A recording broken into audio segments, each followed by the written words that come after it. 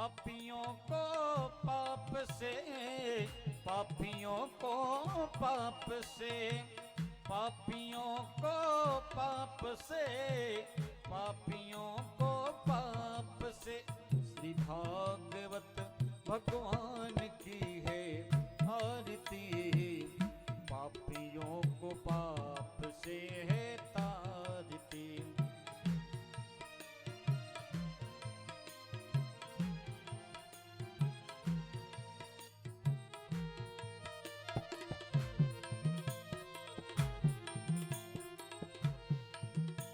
ये अमर ग्रंथ ये मुक्ति पंथी ये पंचम वेद निराला, नभ ज्योति जगाने वाला।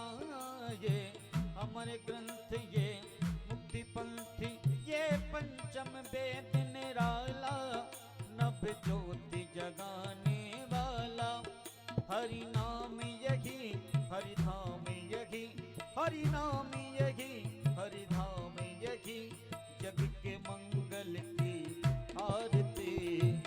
पापियों को पाप से है तारती, श्री भागवत भगवान की है आरती। पापियों को पाप से है तारती।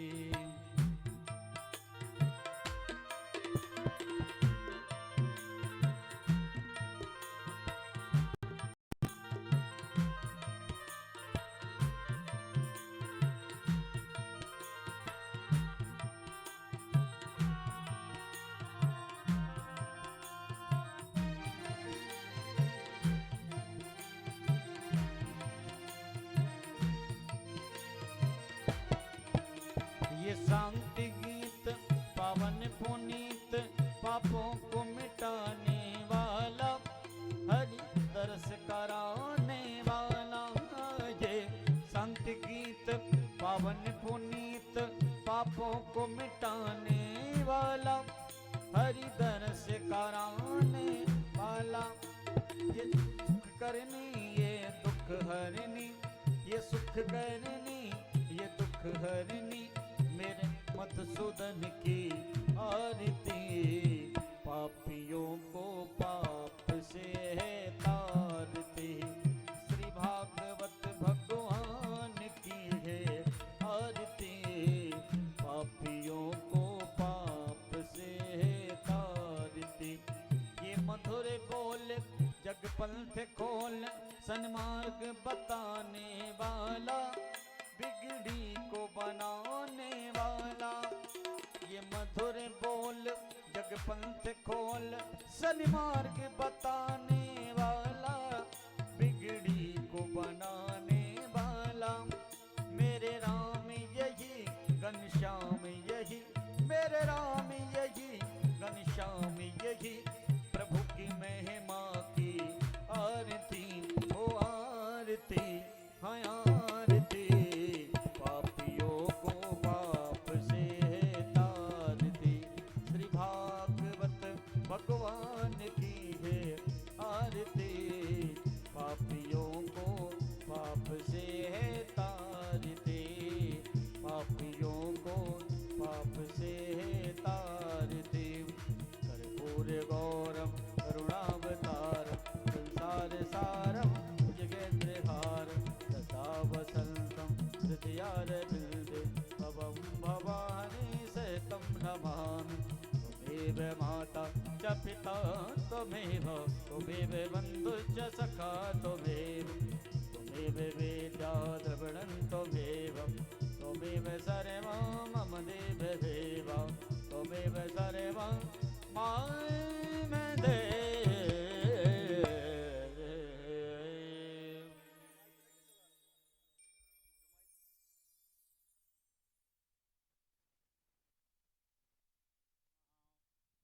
जनेन जजमय जन्ददेवास्तानि धर्माणि प्रथमान्यः सन्नादेहनागं महिमानः, सचन्द्रचतुर्पूर्वे साध्याः सन्ति देवाः।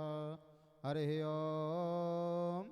एकदन्ताय विद्महे वक्रतुण्डाय धीमहि तन्नो दन्तिः प्रचोदयात्। हरिः ओम्। नन्दनन्दनाय विद्महे यशोदानन्दनाय धीमहि तन्नो श्रीकृष्णः प्रचोदयात् सेवन्ति कामकुलचम्बकपाटलाब्जे पुण्यागसादिकरवीलरसालपुष्पै बिल्वप्रभालतुलसीदलमञ्जरेविस् त्वं पूजयामि जगदीश्वर मे प्रसीद नानासुगन्धिपुष्पाणि यथा कालोद्भवानि च पुष्पाञ्जलिर्मया दत्तां गृहाण परमेश्वर सांगाय सपरिवाराय सायुधा सतकाय आवाय संस्थापित स्थान स्थापित देवी देवताभ्यो नमः सादर मंत्र पुष्पांजलि समर्पयामि बोलिए श्री वृंदावन बिहारी लाल की जय श्री राधा रानी सरकार की जय स्वामी श्री हरदास जी महाराज की जय बोल सियावर रामचंद्र की जय उमापति महादेव की जय पवन सुत हनुमान की जय सदगुरुदेव भगवान की जय व्यास जी महाराज की जय जय जय श्री राधे श्याम। सभी लोग अपने अपने स्थानों पर विराजमान हो जाएं। जैसा कि आप सभी को पता है कि आज श्रीमद् भागवत सप्ताह कथा ज्ञान यज्ञ का आज तृतीय दिवस एवं प्रारंभ दिवस है, जो कि आपके ग्राम की बहुत ही बड़ा भाग्य है कि आज आप सभी को एकत्रित होकर के पूज्य महाराज श्री के पावन मुखारविंद से यह कथा श्रवण करने का पुण्य लाभ अर्जित हो रहा है। अतः आप सभी भगवत प्रेमी बंधु शीघ्र अपने गृह कार्यों से निवृत्त होकर के यथाशीघ्र कथा पंडाल में उपस्थित होकर के पूज्य महाराज श्री की पावन माधुर्यमयी वाणी से सभी कथा श्रवण करेंगे।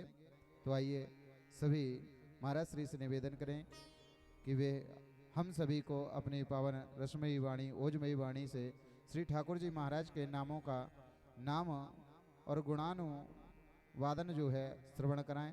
पूज्य महाराज श्री बोलिए श्री वृंदावन बिहारी लाल की जय।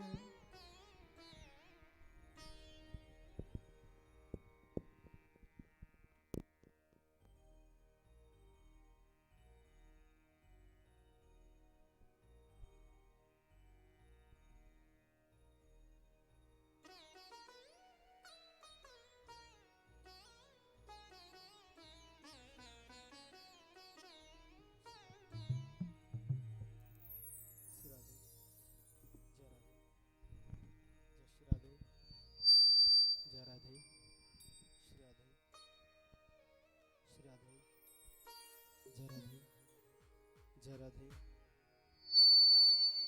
श्री राधे श्री राधे श्री राधे जय राधे जय राधे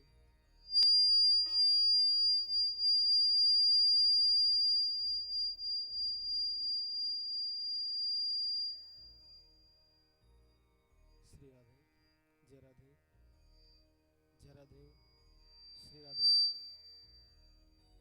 श्री राधे जय राधे जय राधे श्री राधे जय श्री कृष्ण।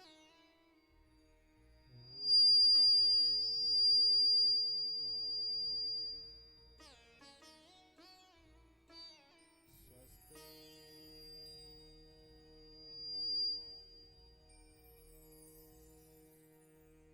श्री गणेशाय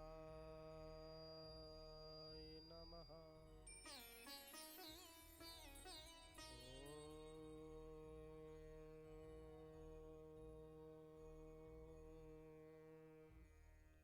स्वस्ति श्री सरस्वती नमः।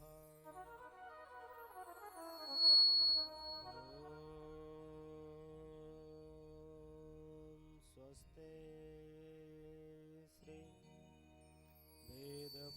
वेदपुरुषाय नमः।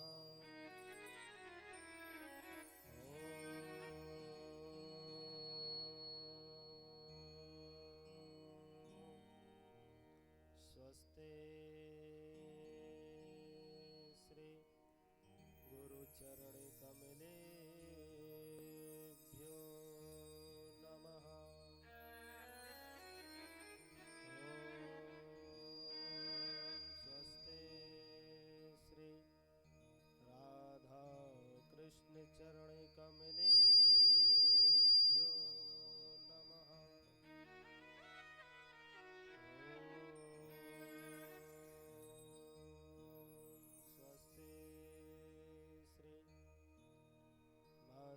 चरणकमलेभ्यो नमः। गजाननं भूतिगणादिसेवितं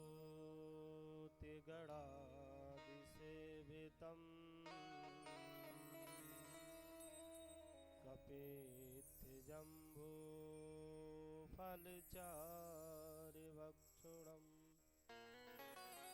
उमासुतं शोकविनाशकारिकं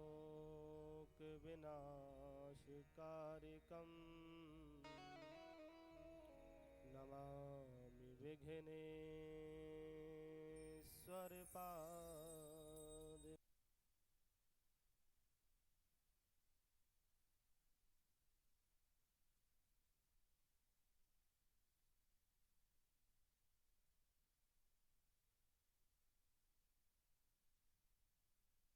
पीता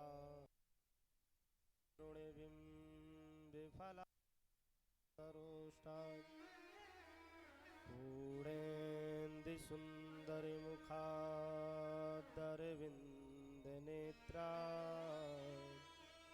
कृष्णात् परं किमपि तत्त्वमहं न जाने। जय जय श्री राधारमण, जय जय नवले किशोर, जय गोपी चितचोर प्रभु, जय जय माखन चोर। गुरुर्ब्रह्मा गुरुर्विष्णु गुरुर्देवो महेश्वरा, गुरुर्साक्षात् परब्रह्मा तस्मै श्री गुरवे नमः।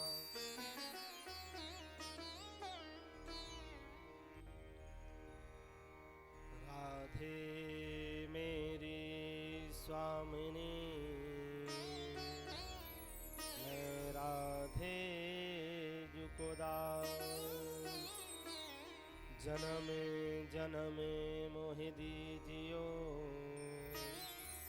श्री वृंदावन वास। सब द्वार निको छोड़ के आयो तेरे द्वार। हे वृषभानि की लाडली, के मेरी ओर निहार। जाकी सेवा भाव से प्रसन्न हो श्री राम, ऐसे श्री हनुमान को मेरा कोटि कोटि प्रणाम। आओ मेरे मोहना पलक ढांक तो हिलूं, ना मैं देखूं और को, ना तो ही देखन दूं। सरस्वती ने स्वर दियो, गुरु ने दीजो ज्ञान। मात पिता ने जन्म दियो, सुकोटि कोटि प्रणाम, सुकोटि कोटि प्रणाम। बोले वृंदावन बिहारी लाल की जय।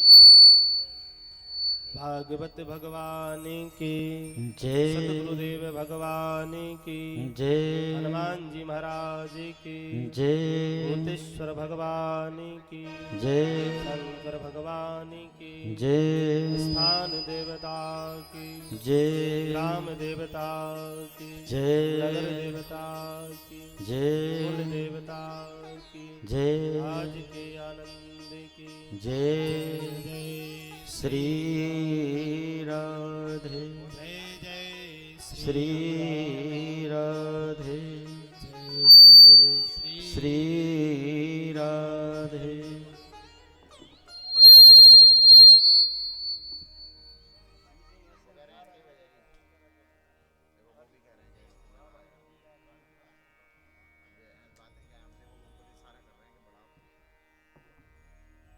राधे राधे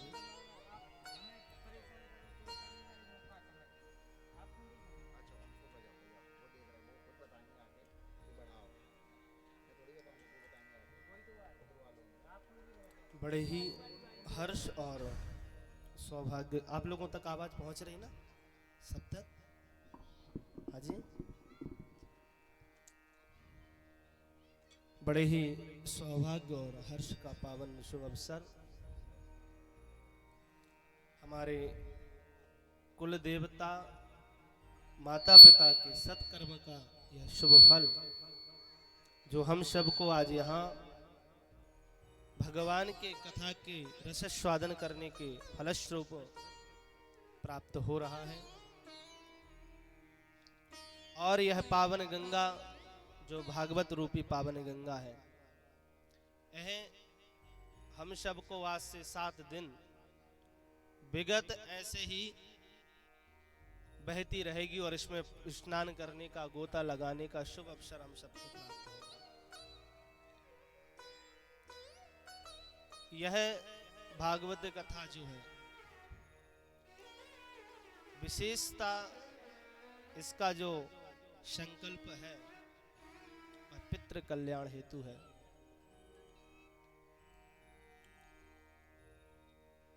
देखो, हम सब का जन्म तो सब लेते हैं और जीते भी सभी हैं, लेकिन कहते ना करनी ऐसी कर चलो कि हम हंसे जग रोए। ऐसे ही और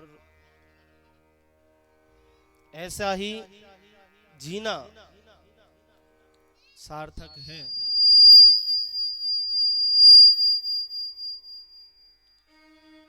कम जियो लेकिन ऐसा जियो कि आनंद के साथ जियो, कि जब आप चले जाओ तो बाद में आपके जाने के बाद लोग आपको याद करें। अरे लंबी आयु ऐसी क्या जीना कि लोग सोचें कि अब तो चले जाएं तो अच्छा है। ऐसे ही जिनके कल्याण हेतु यह 7 दिवसीय श्रीमद् भागवत जो कि पितृ कल्याण हेतु आज से विगत प्रारंभ हुई है,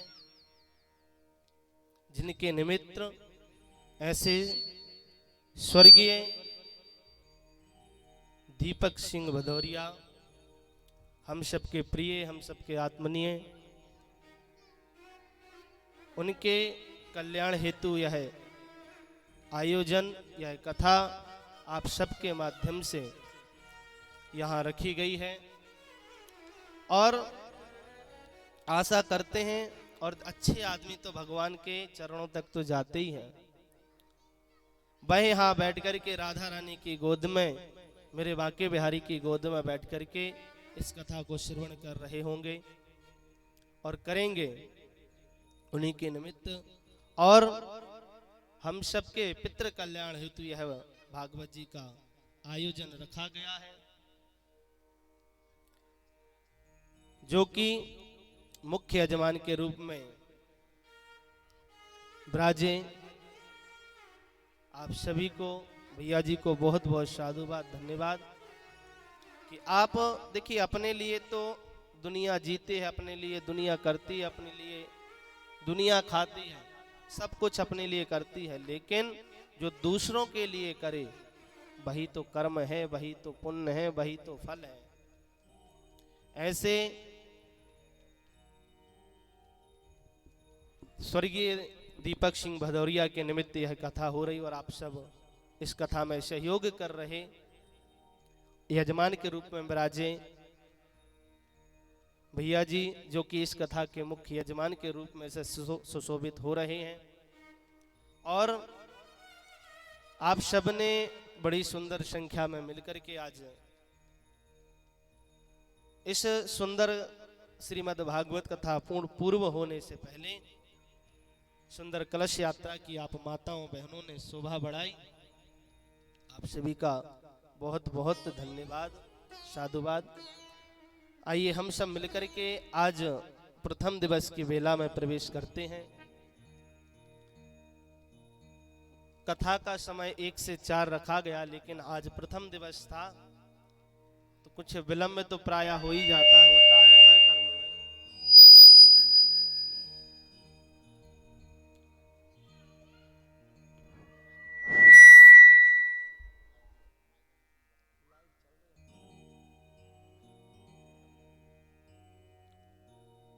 तो आइए, किसी भी कार्य को प्रारंभ करने से पूर्व भगवान का स्मरण किया जाता है, मंगलाचरण किया जाता है।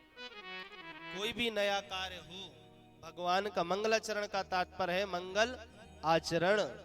कोई भी कार्य करने से पूर्व हमारे आचरण को सुंदर करना पड़ता है, आचरण शुद्ध करें। तो आज की इस पावन और सुंदर कथा में गोता लगाने से पूर्व लाइव चालू है क्या? चल ही रही। कुछ बोलने की इच्छा हो रही है हमारे मन में बहुत ज्यादा।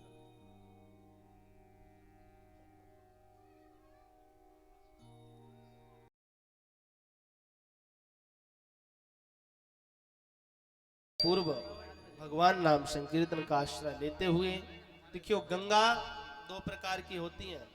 अब तक आवाज पहुंच रही है? मुझे तो नहीं लग रही, क्योंकि मेरी आवाज ही मुझे नहीं आ रही है। पता नहीं आप तक पहुंच रही कि नहीं। पहुंच रही है क्या? अच्छा अच्छा, अच्छी बात है, सुंदर है। कान तो ऐसे ही होने चाहिए ना कि भगवान की कथा में ना भी अंदर की अंतरात्मा की भी आवाज आए, बाहरी आवाज आए या नहीं। भगवान की कथा तो ऐसे ही होनी चाहिए। तो आइए हम सब मिलकर के भगवान के नाम का आश्रय लेते हुए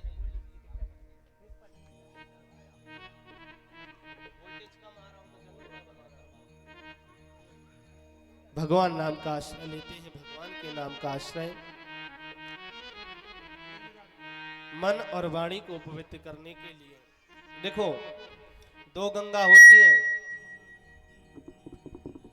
एक गंगा जो शरीर को पवित्र करती है। कौन सी गंगा जानते हो? गए हो? अरे गंगा जी गए हो आप लोग के नहीं? आजकल तो गांव-गांव बस लगती हैं। हाँ, गया जी जाने, प्रयाग जाने। हाँ, अच्छा गया जी गए हो या नहीं? बरमान तो गए हो कि नहीं? स्नान किया नर्मदा जी में? तो वो कौन सी गंगा है? वो हमारे शरीर को पवित्र करती है, मन को पवित्र नहीं करती है। क्यों नहीं करती? कभी कभी हो भी जाता कि गंगा जी में स्नान कर रहे हो और जैसे डुबकी लगाई और डुबकी लगा के बाहर निकले तो एक गाय की माला या कोई पुराना कपड़ा या कुछ ऐसे वस्तु आकर के सिर पे रखी जाए तो मन पवित्र होगा? तुरंत मन में कैसे विचार आएंगे? हाँ, बताना पड़ेगा कि समझ गए? हाँ, तो वो जो गंगा है वह तो हमारे शरीर को पवित्र करती है, मन को पवित्र नहीं करती। लेकिन दूसरी जो गंगा है, भागवत रूपी जो गंगा है, यह तन और मन को, धन को, सबको पवित्र करने वाली यह श्रीमद् भागवत कथा है। और मन को पवित्र करता है भगवान का नाम। कोई भी कार्य करते हैं तो मंगलाचरण क्यों करते हैं? भगवान के नाम का आश्रय क्यों लेते हैं? क्योंकि दिन भर जो वाणी के द्वारा अब शब्द लिए गए हो, लेकिन कथा में बैठे तो भगवान का नाम लेंगे तो यह वाणी पवित्र होगी, वाणी पवित्र होगी तो मन पवित्र होगा। इसलिए मन और वाणी को पवित्र करने के लिए भगवान के नाम का आश्रय ही लेना पड़ता है।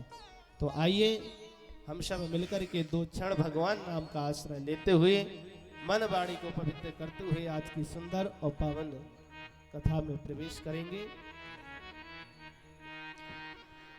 श्री राधे राधे गोविंद गोविंद राधे जय राधे राधे। तो वैसे में तालियों की सेवा के साथ मुख में भगवान का नाम हो और हाथ से भगवान की सेवा हो, बैठ के नहीं, दोनों हाथ उठा करके भगवान के नाम का आश्रय लेते हुए जय राधे राधे गोविंद गोविंद राधे जय राधे राधे गोविंद गोविंद राधे गोविंद राधे राधे गोपाल राधे गोविंद राधे राधे गोपाल राधे। हे गोविंद राधे राधे गोपाल राधे गोविंद राधे राधे गोपाल राधे। हे राधे राधे गोविंद गोविंद राधे जय राधे राधे गोविंद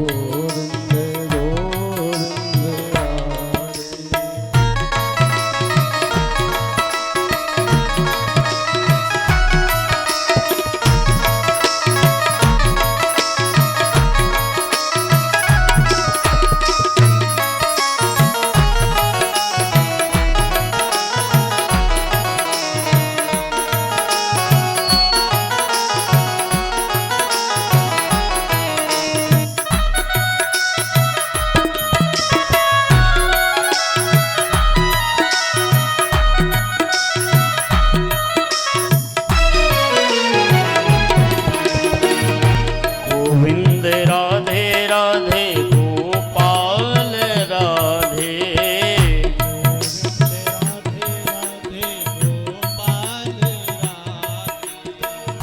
गोविंद राधे राधे गोपाल राधे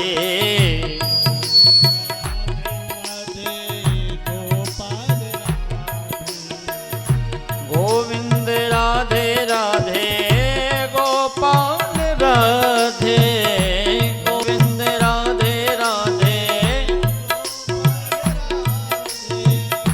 गोविंद राधे राधे गोपाल राधे गोविंद राधे राधे गोपाल राधे गोविंद राधे राधे गोपाल राधे गोविंद राधे राधे गोपाल राधे राधे राधे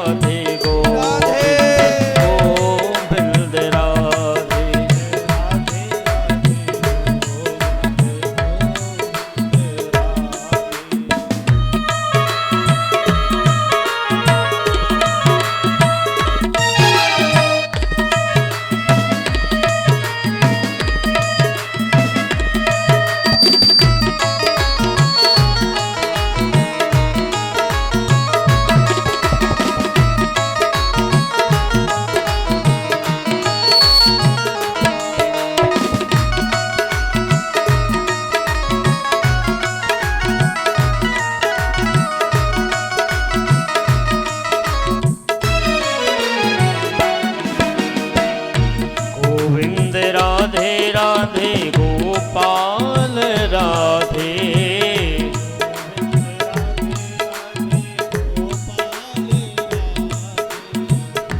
गोविंद राधे राधे गोपाल राधे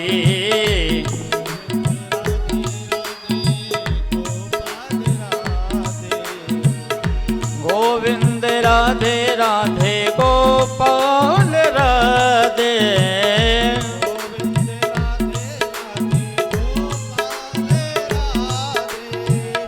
गोविंद राधे राधे गोपाल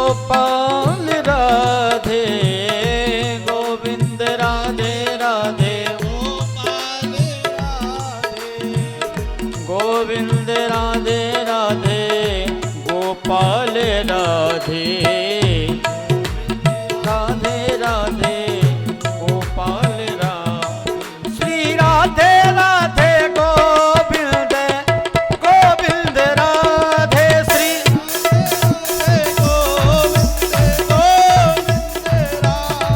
श्री राधे राधे गोविंद गोविंद राधे श्री राधे राधे गोविंद राधे गोविंद राधे राधे गोपाल राधे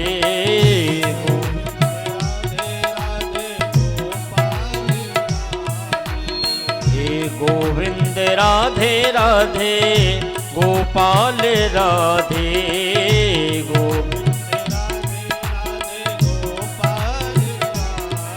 श्री राधे राधे गोविंद गोविंद राधे श्री राधे राधे गोविंद गोविंद राधे गोविंद राधे गोपाल राधे गोविंद राधे गोपाल राधे गोविंद राधे गोपाल राधे गोविंद राधे गोपाल राधे गोविंद राधे गोपाल राधे जय राधे राधे गोविंद गोविंद राधे श्री राधे राधे गोविंद गोविंद राधे श्री राधे राधे गोविंद गोविंद राधे श्री राधे राधे गोविंद गोविंद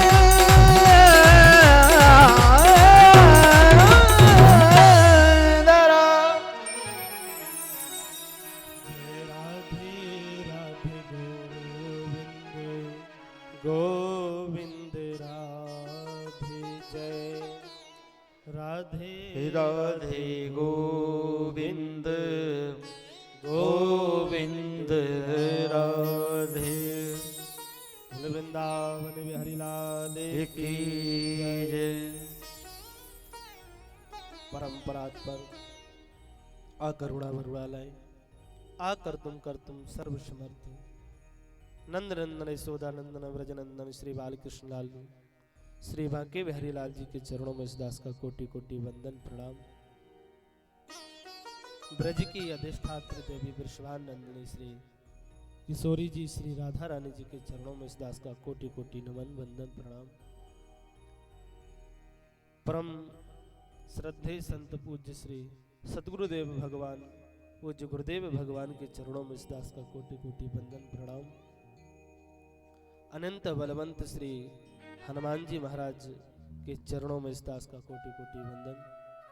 नगर देवता स्थान देवता ग्राम देवता सभी के श्री चरणों का ध्यान करते हुए सभी को कोटि कोटि वंदन प्रणाम। मंच आसीन सभी आचार्य ब्राह्मण विद्वानगण आप सभी के चरणों में इस दास का कोटि कोटि वंदन प्रणाम।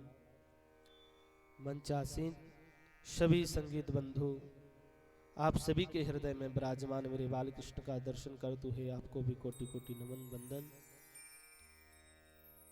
कथा पंडाल में उपस्थित माँ अनसुईया के चरित्र को, माँ मदालसा के चरित्र को चरितार्थ करने वाली मेरी मातृशक्ति माताएं बहनें आप सभी के हृदय में विराजमान मेरे बालकृष्ण का दर्शन करते हुए आप सभी को भी कोटि कोटि वंदन प्रणाम।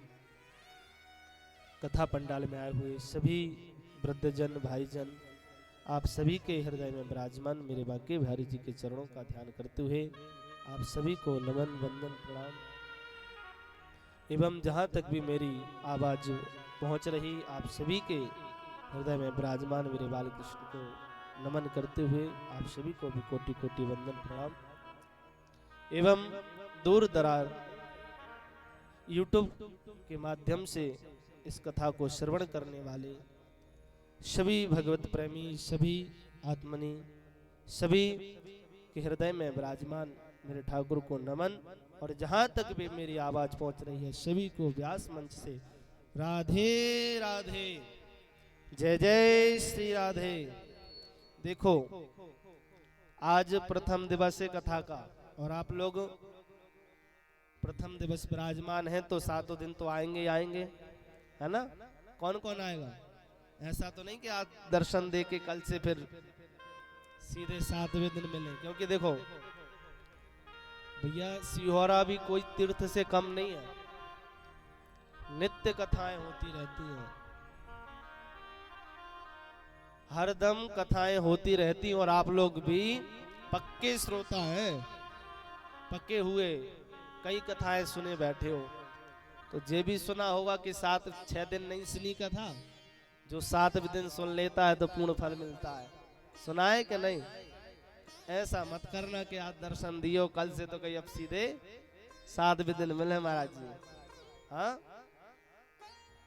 ऐसा नहीं हो। और द्वितीय बात, देखो कथा आपको सुननी भी है और सुनाना भी है। सुनाना कैसा है कि इधर से मंच से जब भगवान का नाम लिया जाए, संकीर्तन किया जाए, तो आपको अपनी वाणी से सुनाना भी है, बोलना भी है। और इतना बोलना है कि आपके पड़ोसी को नहीं, कम से कम पंडाल के बाहर तक आवाज जाए। हाँ, तो पहले दिन बता देते हैं सबको, है ना,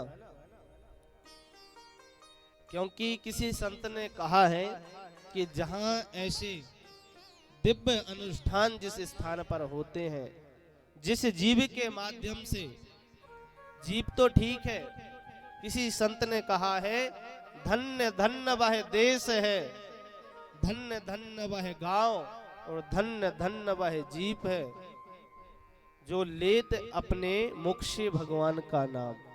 धन्य है वह देश जहां भगवान की कथाएं होती हैं, और धन्य है वह गांव जिस गांव में भगवान की कथा होती है, भगवान की चर्चा होती है, और धन्य है वह जीव जो अपने मुख से भगवान की कथा को कहता है, अपने कानों से भगवान की कथा को सुनता है। धन्य है वह जीव। और भक्त मालिक में तो एक चरित्र आया है कि भगवान शंकर तो कहते हैं माता सती से कि देवी, वह स्थान जहां पर कथा होती है, जहां भगवान के भक्त बैठते हैं, जहां भगवान की चर्चा होती है, वह कोई स्थान कोई साधारण नहीं रहता, वह तीर्थमय हो जाता है। क्यों? जहां भगवान की चर्चा होती है, भगवान के नाम की, वहां सारे तीर्थ आकर के विराजमान होते हैं। हनुमान जी महाराज तो विराजते ही है, रामचरित सुनबे को रसिया। हनुमान जी जैसा कोई भगवान की कथा सुनने का रसिया नहीं है। उनके साथ साथ अनेक तीर्थ आकर के विराजमान हो जाते हैं, उपस्थित हो जाते हैं। और प्रथम दिवस शोभा यात्रा निकालने का भी अर्थ यहीं से होता है कि हम जाते हैं किसी जलाशय पर जहां पर बहता जल हो, वहां से ब्राह्मणों के द्वारा, मंत्रों के द्वारा गंगा जी का आवाहन करके, तीर्थ का आवाहन करके, और उस तीर्थमय जल को हम अपने सिर पर सुशोभित करके सुंदर कलश के माध्यम से कलश में ला करके उन तीर्थों को ला करके और कथा स्थल तक पहुंचाते हैं, विराजमान करते हैं। और सिर पर ठाकुर जी रहते हैं, भागवत जी विराजमान रहती हैं। कहने का अर्थ होता है, तात्पर्य होता है कि प्रभु आप हमारे सिर पर विराजमान हैं, देख लो, यह आपकी नगरी, आपका घर, आपका ग्राम। आज से आपको इस नगर की, इस घर की, इस ग्राम की आपको रक्षा करनी है, इस पर आपको आकर के कृपा करनी है, आपको आकर के इस पर प्रेम बरसाना है। इसलिए शोभा यात्रा निकालते, इसीलिए कलश यात्रा निकालते हैं। चाहे भागवत की हो, कथा की हो, या कोई भी मंदिर निर्माण हो, उससे पूर्व कलश यात्रा निकलती है। मूर्ति बैठ कर के शोभा यात्रा होती है। मान लो भाव रहता है कि प्रभु आज से आपको हम मंदिर में विराजमान करेंगे, स्थापित करेंगे, लेकिन पहले आप इसको देख लो, इस दृष्टि से अपनी आपको इसकी आज से रक्षा करनी है, आपका घर है। इसलिए शोभा यात्रा निकालते हैं, इसी कलश यात्रा निकालते हैं सिर पर रख करके। तो इस कलश यात्रा, शोभा यात्रा की आप सभी ने मिलकर के बड़ी सुंदर शोभा बनाई। और हम लोग धन्य हैं, हमें लगता जरूर है कि अरे कथाएं होती रहती हैं, पहुंचे नहीं पहुंचे, लेकिन हमारे भाग्य हैं, अनेक जन्मों के पुण्य जो उदय हुए हैं उसका फलस्वरूप हमें प्राप्त हुआ कि हम ऐसे अनुष्ठान में सम्मिलित होते हैं। अगर भगवान की कृपा ना हो तो काफी इंतजाम करके रखना, काफी व्यवस्थाएं करके रखना। सरकारी जॉब वाले छुट्टी लेके बैठ जाते हैं कि आज तो कथा में जा करके कथा सुनेंगे, लेकिन अगर भगवान की इच्छा ना हो, हमारे पुण्य उदय ना हो, भगवान ना बुलाए तो छुट्टी लेके भी बैठे रहोगे। जैसे ही तुमने तैयार हुए और घर से बाहर निकले और ऐसा फोन आ जाएगा कि महाराज जा कहीं रहे थे, पहुंच कहीं गए, कि महाराज हम तो कथा में जा रहे थे, फोन आ गया अर्जेंट कहीं जाने का। तो क्यों? भगवान की इच्छा, आपका तो मन था, लेकिन हमारे भगवान की कथा सुनने के योग्य वो पुण्य नहीं थे, वो कर्म नहीं थे, वह सत्कर्म नहीं थे, इसलिए हम उससे वंचित रह गए। तो हमारे पुण्य उदय हुए हैं जो हम सबको यह शिव दिव्य श्रीमद् भागवत कथा आज से 7 दिन सुनने को प्राप्त हो।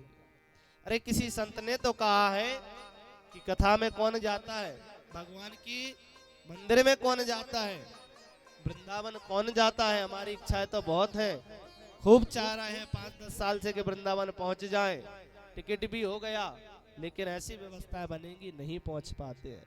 तो किसी संत ने कहा है कि बांके बिहारी के आगमन को, बांके बिहारी के आगमन को श्री बांके बिहारी सजाते हैं, और भगवान की कथा में वही आते हैं जिन्हें श्री बांके बिहारी बुलाते हैं।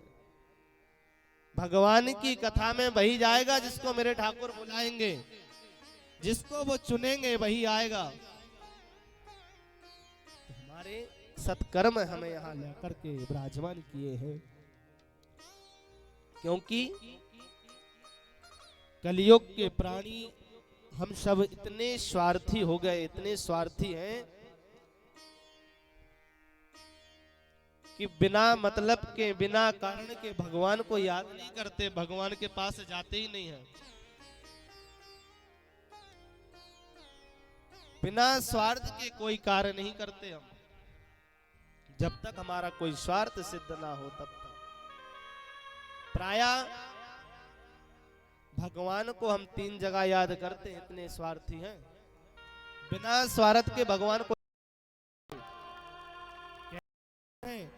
हर श्वास में हो सुमरन तेरा, कहीं छूट जाए ना दामन तेरा।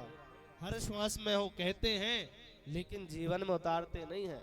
भगवान को याद प्रायः हम 3 स्थान पर करते हैं, संकट, सत्संग और शमशान भूमि। जब हम इन 3 जगह में प्रायः पहुंचते हैं तो हमें भगवान की याद आती है, वैसे नहीं आती। बढ़िया चकाचक चल रहा हो, बढ़िया व्यापार कार्य आनंद में हो तो भगवान का कोई मंदिर नहीं जाएगा, भूल जाते हैं। आनंदमय जीवन निकले, देखो सुख दुख इसीलिए दिए हैं। अगर ज्यादा सुख भोग लोगे तो दुख की पहचान नहीं होगी। जो व्यक्ति दिन भर मीठा मीठा खाता रहेगा और जन्म लेकर के और जवान हो गया, बुजुर्ग हो गया, उसने मीठे के अलावा खाया नहीं, तो उसको और दूसरे सुख का अनुभव ही नहीं होगा, उसको पता ही नहीं चलेगा कुछ और भी होता है। सुख दुख दोनों का एक जोड़ा है, लेकिन हमारे जीवन में जब दुख आता है, संकट आता है, तब तो हम भगवान को याद करते हैं।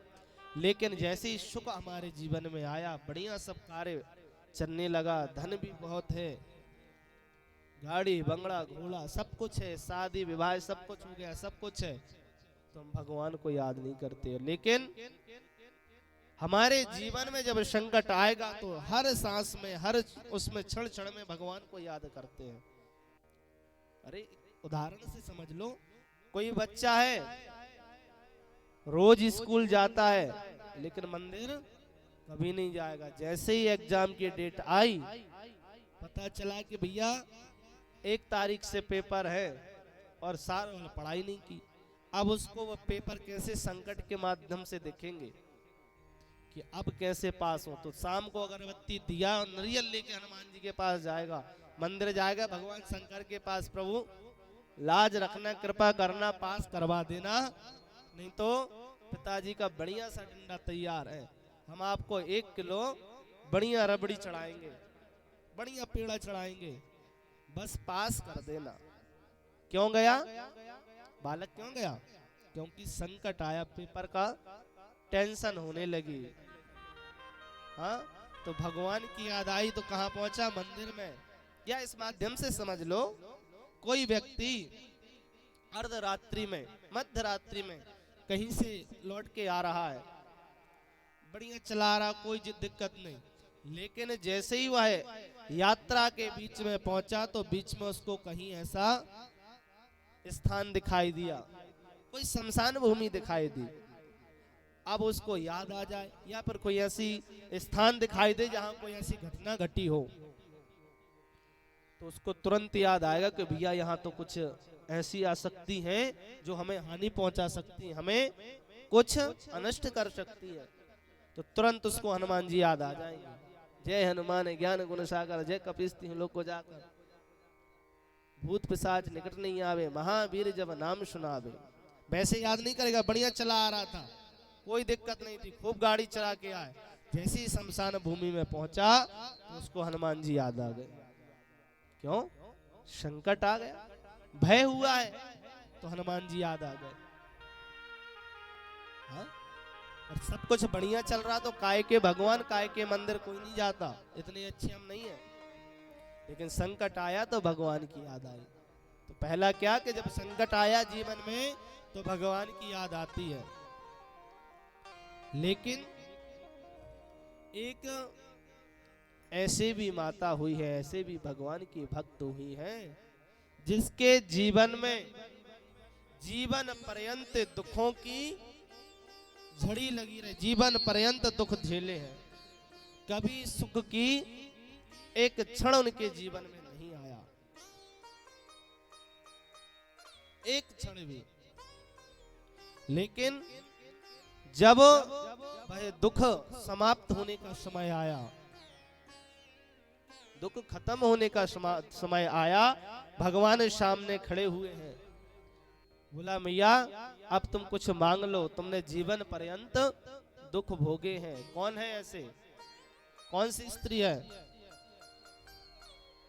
कुंती मैया जीवन पर्यंत दुखों से घिरी रही, लेकिन जब सुख का क्षण आया, भगवान श्री कृष्ण द्वारकाधीश ने कहा मैया अब आप हमसे कोई वरदान मांग लो। तो वो कुंती मैया भगवान से मांगती क्या है? कुंती मैया कहती है कन्हैया जब तक मेरे जीवन में दुख थे आप हमारे साथ में थे, जब भी मेरे जीवन में कष्ट आया आप हमारे क्षण क्षण में हमारे साथ रहे, हमारे कदम से कदम मिलाकर के आप चले हो।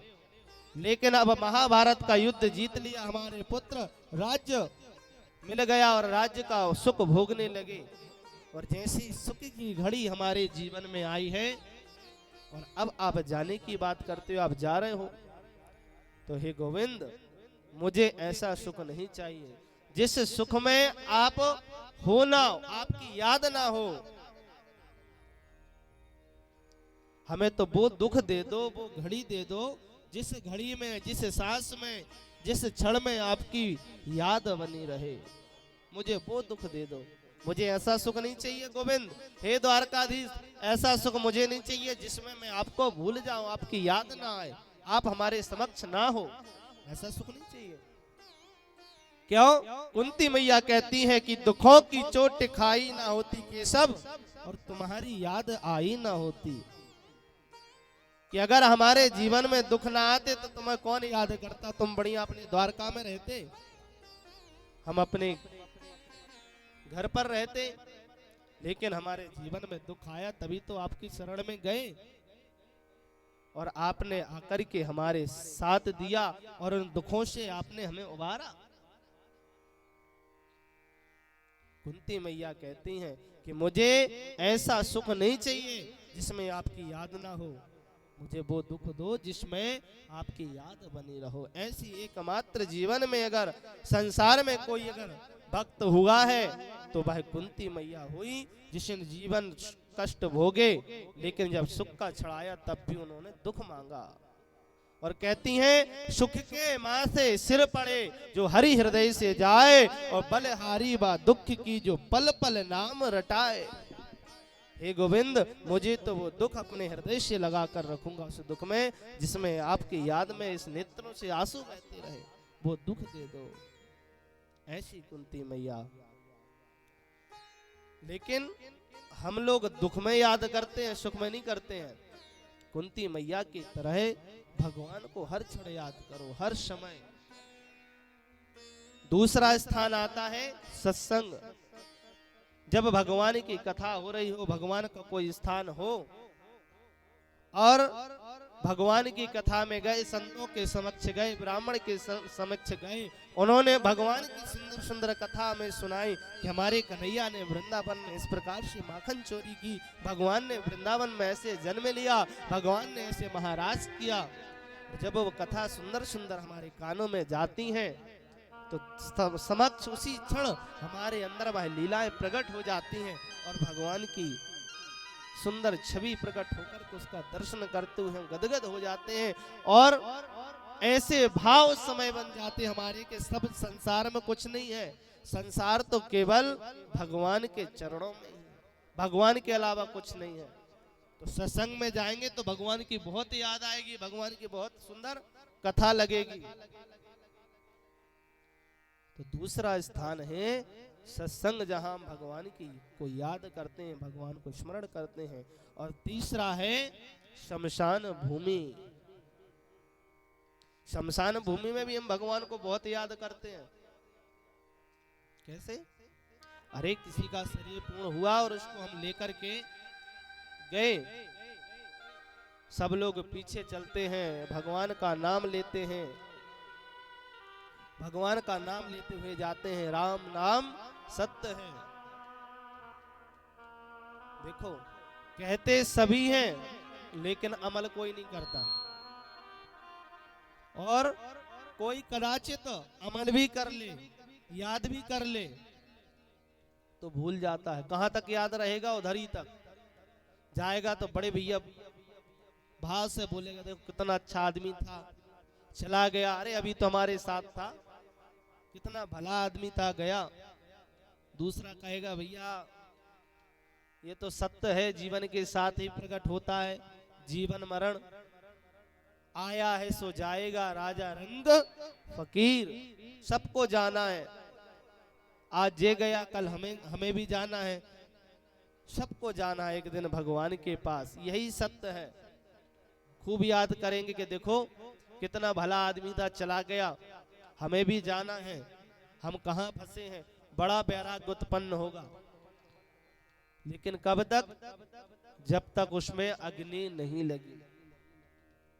और जैसे ही शमशान में गए, खूब चर्चा करेंगे, जैसे उस शरीर को रखा और बढ़िया मार्च अप्रैल की गर्मी हो, फिर नहीं देखते भला आदमी था कि कैसा आदमी था, फिर तो देखते हैं कि झरिया कहाँ है, जहां सिर ढक करके बैठ जाए छाए में, उधर पहुंचते हैं और उधर बैठ करके भी चर्चाएं होंगी। अनेक प्रकार से चर्चा हम लोग करते हैं।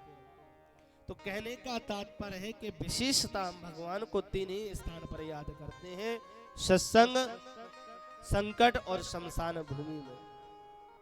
क्योंकि शमशान भूमि में जाकर के एक से एक विचार मन में प्रकट होते हैं कि भैया सब कुछ यहीं रखा रहना है, कुछ साथ में लेके नहीं जाना है। क्या लेकर के आए थे? अरे जो यूनान नाम का जो बादशाह था, वो भी अपने जीवन में उसने अनेक देशों को लूटा, अनेक देशों पर राज्य किया, लेकिन जब वह जाने लगा तो हाथ में कुछ नहीं था, दोनों हाथ खाली थे, कुछ नहीं था। यह जीव इस संसार के सुख तो भोगता है, लेकिन जब जाता है तो खाली हाथ लेकर के जाता है, कुछ हाथ में नहीं लेके जाता है। मनुस्मृति में तो मनु जी महाराज ने कहा है, धनानि भूमो पशवश्च गोष्ठे भार्या ग्रह द्वारे जना शमशाने देहिश्चितायम परलोक मार्गे का भानु गच्छति जीव एका।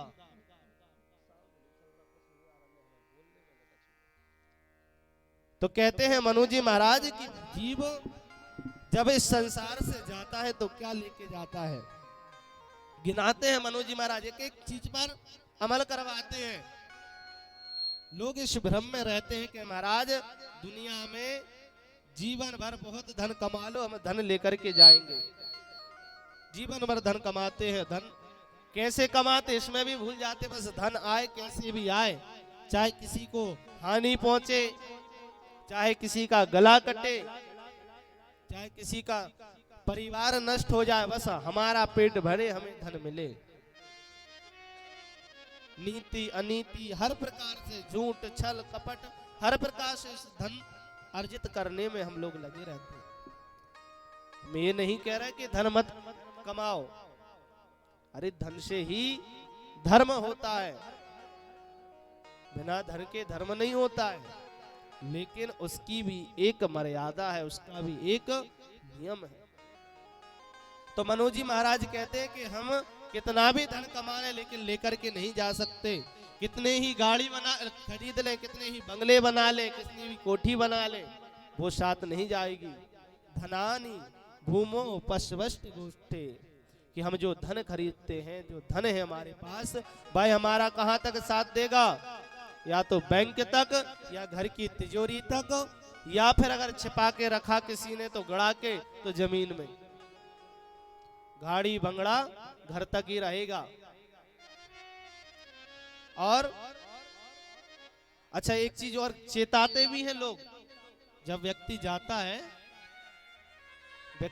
है जब शमशान की तरफ, तो लोग सिक्के लेकर के, मखाने लेकर के इसकी छाती पर फेंकते हैं कि नहीं। आप लोग तो बुजुर्ग हैं, कई को पहुंचा के आए होंगे, फेंकते हैं कि नहीं।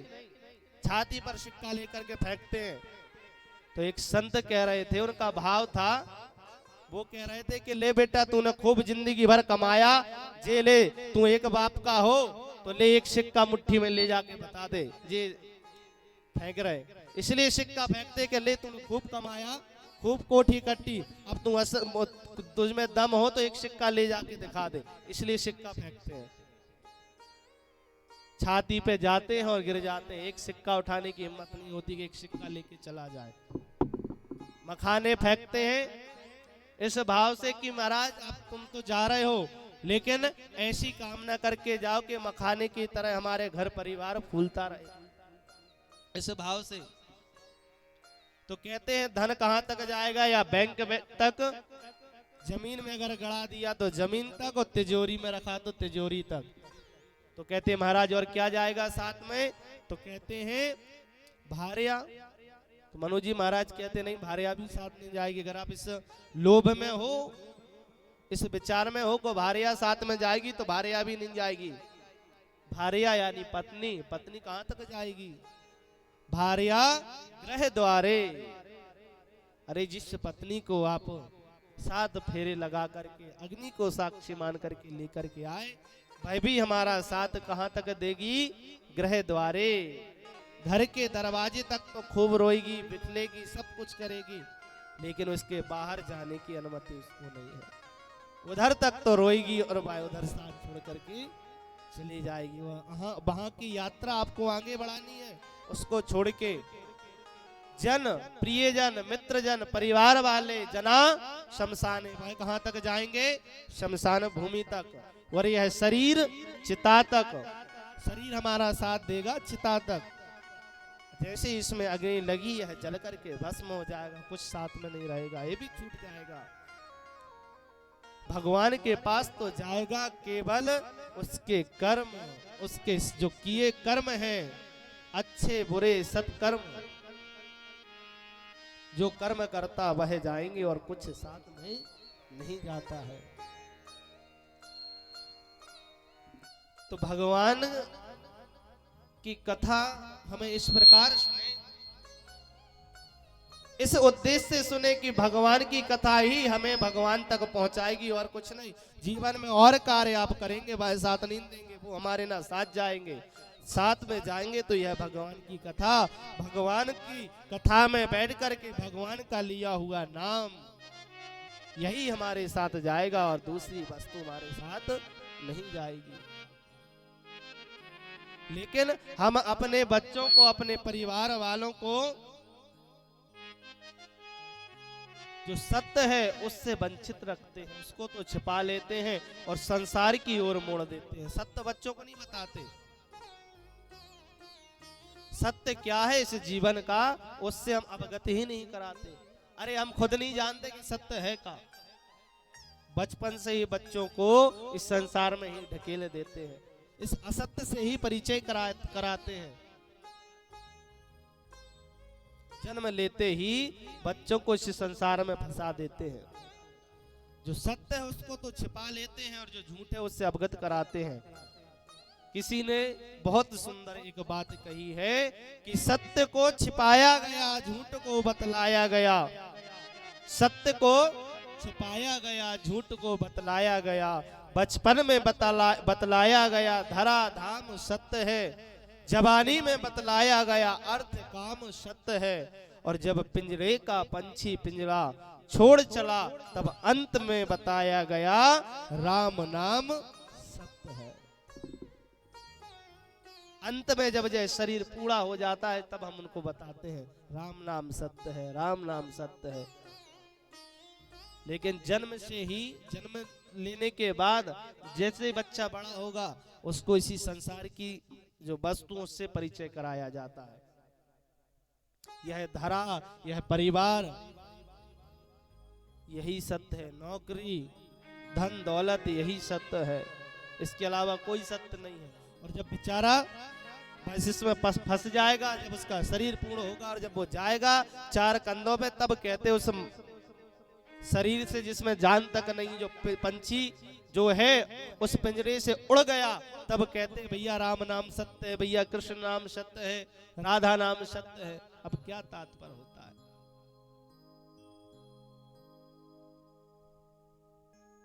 कर्म करने हैं इस जन्म में, सत्कर्म करके अपने जीवन को कल्याण करो। अभी तक जो नहीं पता था ठीक है, लेकिन जब हमें पता चले गई, जब आंख खुल गई तभी सवेरा। जितना अधिक हो भगवान की कथा को सुनो, भगवान के नाम का आश्रय लो, वही हमारा कल्याण करेगा और कोई दूजा कल्याण करने का कोई साधन नहीं है। और इस कलयुग में तो यह श्रीमद् भागवत जो है यह कल्याण करने में एकमात्र साधन है। क्यों? यह कोई भागवत कोई साधारण नहीं, यह तो भगवान श्री कृष्ण का प्रत्यक्ष भांगमय स्वरूप है, जिसकी आज हम सब मिलकर के आज से 7 दिन तक इस कथा को श्रवण करेंगे। और यह भागवत तो दोनों हाथ उठा करके और मुक्ति देने के लिए, कल्याण करने में, सब कुछ देने में समर्थ है। हाथ उठा करके, दोनों हाथ उठा करके कहती है कि मेरी शरण में आओ, तुम्हारा कल्याण हम करेंगे। मुक्ति देने में मैं कल्याण हूं। यह भागवत तो दोनों हाथ उठा करके संत बहुमुख होकर के प्रसन्नता के साथ कहते हैं कि यह भागवत आपका कल्याण कर देगी। एकम भागवतम शास्त्रम मुक्ति दानेन गर्जती, गर्जना करती है, चिल्ला चिल्ला कर कहती है कि मुक्ति मैं तुम्हें प्रदान करूंगा। यह जो भागवत है एकमात्र ऐसा साधन है जो पितृ कल्याण करने में समर्थ है, जिसमें 12 स्कंद, 365 अध्याय, 18,000 श्लोक की यह दिव्य श्रीमद् भागवत कथा है, जिसमें प्रथम में 6 अध्याय महत्व के हैं। भागवत जी का जो महत्व है वह 6 अध्याय में है, जो कि पद्म पुराण से लिया गया है, जिसकी कथा आज हम सबको श्रवण करनी है। समय को ध्यान में रखते हुए बड़ी ही सूक्ष्म रूप से भागवत जी का आज परिचय केवल कराते हुए आज की कथा को हम लेकर के चलेंगे। कल से बड़ी आनंद के साथ इस कथा के रसस्वादन हम सब करेंगे। कथा का समय 1 से 4 बजे तक है। तो आप लोगों को कितने बजे आना है इधर? आवाज आ रही कि नहीं आ रही है?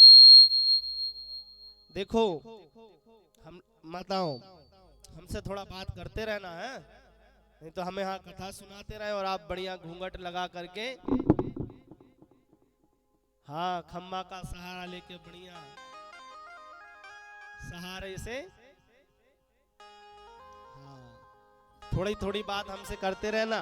अरे आप नहीं, जरूरी थोड़ी कि आप ही सो गए, क्या पता हम ही सो गए यहाँ बैठे बैठे, हाँ, बोलते बोलते हम सो गए। इसलिए बीच बीच में हमसे बात भी करते रहना। बोलो राधे राधे, राधे राधे। अच्छा, एक हम में कमी है भैया, ध्यान रखना, आज हम बता देते हैं, हम कथा भूल जाते हैं। हमने राधे राधे कहा और आपने अगर राधे राधे प्रत्युत्तर में नहीं कहा तो गाड़ी आगे ही नहीं जाती, गैर फंस जाते हैं, आगे ही नहीं जाती गाड़ी, उधर ही अटक जाती है। और जब तक आप लोग नहीं बोल दोगे तब तक वो गैर ही नहीं लगता। तो फिर मत कहना महाराज 1.5 घंटा हो गया, आप राधे राधे चल रहा, आगे ही नहीं जा रहे आप। इसलिए आप लोगों को भी बीच बीच में बोलते जाना है। क्या बोलो? राधे राधे। और बढ़िया खा के आना। भागवत जी कहती हैं, कोई नियम नहीं है कि बढ़िया फलार करके कथा सुनो, बढ़िया खा के आना कि कम से कम बोल सको इतना। भागवत जी के नियम में आता कि महाराज, सौनक जी कहते हैं महाराज कथा को सुनना कैसे चाहिए, इसके नियम क्या है? तो कहते महाराज फलार लेकर के कथा को सुने। बोले नहीं, अगर आपकी इच्छा है तो फलार लेके सुनो, कोई दोष नहीं। बोले महाराज अगर फलार की व्यवस्था ना हो तो बोले महाराज भैंसे हैं, कहीं हो तो कहीं बढ़िया घी पी करके आओ। महाराज भैंसे ना हो तो कहीं गाय। सबसे उत्तम घी गाय का है, गाय का, जो आज के समय में बड़ा दुर्लभ है। दुर्लभ क्यों है? गौ माता की सेवा ही नहीं हो रही है, हाँ, जो दुर्लभ है। तो कहा कि अगर घी हो तो बढ़िया शुद्ध देसी गाय के घी को पी करके कथा श्रवण करो। बोले महाराज अगर जिनके बोना हो, कथा सुनने की इच्छा है, घी है नहीं, तो क्या करें? तो बोले घी नहीं है तो दूध पी के रहो। बोले महाराज वो भी नहीं तो कहीं फलार लेके, कहीं महाराज वो भी नहीं तो बोले महाराज तो फिर फलार में भी आजकल बहुत सी चीजें होती हैं। बोले महाराज कुछ नहीं है व्यवस्था, आप बताओ। तो कहीं रोटी तो है, भोजन तो है, कहीं महाराज भोजन करके कथा सुन सकते हैं? बोले बिल्कुल सुनो। बोले महाराज कितनी बार? कहीं जितनी बार तुम्हारा मन लगे उतनी बार चकाचक खाओ और कथा सुनो। 1 बार नहीं, 2 बार नहीं, 3 बार, 4 बार, जितनी बार खाना उतनी बार चकाचक खाओ और कथा सुनो, कोई दोष नहीं। लेकिन हो इतना कि जिसमें आलस्य ना आए, प्रमाद ना आए, कोई दोष नहीं। आलस का मतलब इतना भी मत खा के आना। हमने कह दिया कि चकाचक खाओ, कि कल से चकाचक खा के और खम्मा टेक के खर्राटे लगे या फिर मुंह फाड़ सुरसा जैसा, हाँ, तो इतना भी नहीं खा के आना है। नियम बताया कि आप किस तरीके से सुन सकते हो। कहने का तात्पर्य केवल इतना है कि आप चाहे फलार करो, चाहे भोजन पाए, चाहे कुछ भी पाए, लेकिन शर्त इतना है कि भगवान की कथा में मन लगे। केवल मन भगवान की कथा में लगे, इतना आप पाओ, कोई दिक्कत नहीं है। ऐसी है श्रीमद् भागवत कथा, जो हमें भक्ति देती है, ज्ञान देती है, वैराग्य सिखाती है और त्याग करना हमें सिखाती है। ऐसी है श्रीमद् भागवत कथा है, जिसको हम सब मिलकर के आज श्रवण कर रहे हैं। तो आइए इस भागवत जी के प्रथम श्लोक का स्मरण करते हुए कथा में प्रवेश करें। सच्चिदानंद रूपाय विश्वोत्पत्त्यादि हेतवे तापत्रय विनाशाय श्री कृष्णाय वयं नुमा। यह भागवत जी का जो प्रथम श्लोक है, 18,000 श्लोक में जो प्रथम श्लोक है, प्रथम स्कंद के प्रथम अध्याय का जो प्रथम श्लोक है, वह है सच्चिदानंद रूपाया। इसमें भगवान के स्वरूप का परिचय किया गया है कि भगवान कैसे हैं। भगवान सत्य स्वरूप है, भगवान चित्त स्वरूप है और भगवान आनंद स्वरूप है। तो ऐसे भगवान कौन है? ऐसे एकमात्र मेरे गोविंद है, मेरे बाल कृष्ण है, जो सत्य स्वरूप है, चित्त है और आनंद है। सत्य कहते हैं जो कभी समाप्त ना हो, तीनों कालों में हो। आज बड़े ही सूक्ष्म रूप से इसकी व्याख्या करते हुए आगे बढ़ेंगे, क्योंकि समय बहुत है, कम है ना? तो सूक्ष्म रूपेण से स्पर्श करते हुए हम लोग आगे चले। तो सत्य क्या है? भगवान गोविंद है। सत्य यानी जो तीनों कालों में हो। जब हम नहीं थे तब भी वह था, जब हम हैं तब भी वह है, और जब हम नहीं रहेंगे तब भी वह है या रहेगा। ऐसा कौन है? ऐसा एकमात्र मेरे बाल कृष्ण है, मेरे द्वारकाधीश है, मेरे भगवान श्री कृष्ण है। जब हम नहीं थे तब भी वह परमात्मा था, और जब हम हैं तब भी वह परमात्मा है, और जब हम नहीं रहेंगे तब भी वह परमात्मा रहेगा। सत्य स्वरूप भगवान श्री कृष्ण है। इसलिए कौन? सत्य क्या हुआ? वह द्वारकाधीश, वह मेरे बाल कृष्ण सत्य स्वरूप है। चित्त, चित्त यानी प्रकाश, जिसको कभी किसी से प्रकाश लेने की आवश्यकता ना पड़े। ऐसे भी मेरे एकमात्र गोविंद है, उनको भी कभी किसी से प्रकाश लेने की आवश्यकता नहीं होती। प्रकाश तो हम सबको लेने की आवश्यकता पड़ती है। अरे सूर्य नारायण भगवान अगर उदय ना हो तो हम कोई कार्य कर पाएंगे? बताइए यजमान जी, कुछ नहीं कर पाएंगे। या तो सूर्य नारायण भगवान के प्रकाश की आवश्यकता पड़ेगी, या दीप की, या अग्नि की, किसी भी प्रकाश की आवश्यकता हमें पड़ती है कोई कार्य करने के लिए। लेकिन मेरे जो गोविंद है, मेरे जो बाल कृष्ण है, उनको कार्य करने के लिए प्रकाश की आवश्यकता नहीं होती है। जिनके एक एक रोम में करोड़ों ब्रह्मांड विराजमान हो, ऐसे भगवान को किसी से प्रकाश लेने की आवश्यकता नहीं पड़ती है। तो प्रकाश भी मेरे भगवान है और आनंद भी मेरे बाल कृष्ण है। हम सब कहते हैं नंद घर आनंद हुआ जय कन्हैया लाल की। तो आनंद भी मेरे गोविंद है। और विश्वोत्पत्ति आदि है तबे, जो विश्व की उत्पत्ति, पालन और लय करने में जो सामर्थ्य हो, वह भी मेरे भगवान नारायण भगवान श्री कृष्ण है। और तापत्रय विनाशाया, जो 3 प्रकार के तापों को नष्ट करने में जिसमें सामर्थ्य हो, वह भी मेरे बाल कृष्ण है। दैहिक, दैविक, भौतिक तापा, राम राज्य काहू नहीं व्यापा। तीनों प्रकार के तापों को नष्ट करने वाले हैं श्री भगवान हमारे श्री कृष्ण है। तो श्री सुखदेव जी महाराज कहते हैं, ऐसे भगवान श्री कृष्ण को हम प्रणाम करते हैं। केवल भगवान श्री कृष्ण को नहीं, उनके साथ में जो विराजमान हमारी श्री जी हैं, राधा रानी, उनको भी हम प्रणाम करते हैं। श्री का मतलब है श्री कृष्णाय। अगर भगवान श्री कृष्ण को अगर ही प्रणाम करना, भगवान कृष्ण को अगर प्रणाम करना होता तो कृष्णाय वयम नमः कह देते, श्री नहीं लगाते। तो राधा के सहित भगवान श्री कृष्ण को प्रणाम कर रहे हैं।